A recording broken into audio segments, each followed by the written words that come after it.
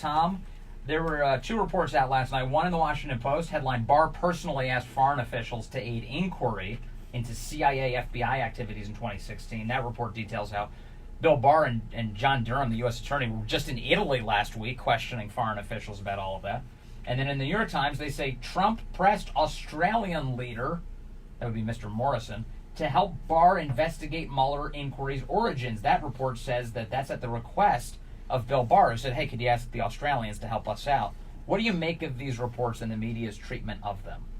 Well, these are leaks designed to obstruct justice. I don't know how else to describe it. There's an investigation going on that has criminal implications, and someone is leaking classified conversations with foreign leaders. Remember, when the president talks to a foreign leader, the contents of that conversation are classified.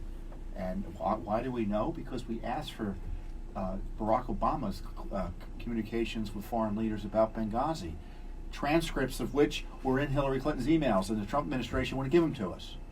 So this is the leaking of classified information designed to subvert an obstruction, to subvert a criminal investigation, and there's everything that is going on is perfectly appropriate. And I'm glad the president is calling these foreign leaders. I'm glad Barr is taking a personal interest in this, because nothing's going to be done without the committed personal leadership of the president and the attorney general. Because if they leave this to the deep state, we see what will happen. Yes. They want to criminalize any investigation of them, meaning the Democratic operatives and the deep staters who are illegally spying on President Trump, breaking the law to try to overthrow a president. And it's continuing through this impeachment that is, in my view, really a coup. Are you doing any kind of looking for information on Hunter Biden and China and the deals with China? The involvement with a high-ranking Chinese businessman who was charged with corruption and bribery, and the first call he made after he was charged was to Joe Biden's brother, James Biden. And James Biden said, well, I think the call was meant for Hunter, because Hunter was representing this guy. He was involved with this guy. Yeah, we are investigating. We have FOIA requests on virtually everything we're talking Okay. about here. And what I think is very interesting is how the Chinese picked up these Biden-connected people. So they're no longer available, presumably, to talk to anybody. Not that they would be easy to communicate with to begin with. But are the Chinese helping out their friends Biden by coming up with corruption charges against these individuals and taking them off the map? I think that's a fair question.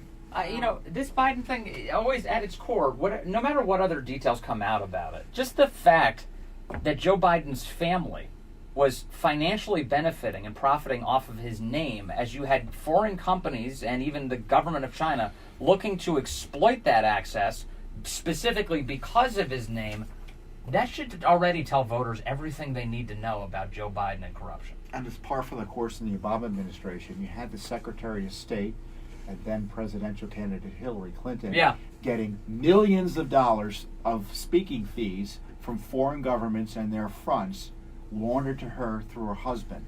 You get $500,000, it goes to your spouse as well, and that's what Hillary Clinton was doing. Is it any surprise Biden was doing the same? Amazingly, of course, and it was even less direct with Biden because it was his son getting it, and his son getting the money. All that Hillary money dried up after 2016 for some reason. Tom Fitton, president of Judicial Watch. Thanks as always. Keep up the good work. You're welcome.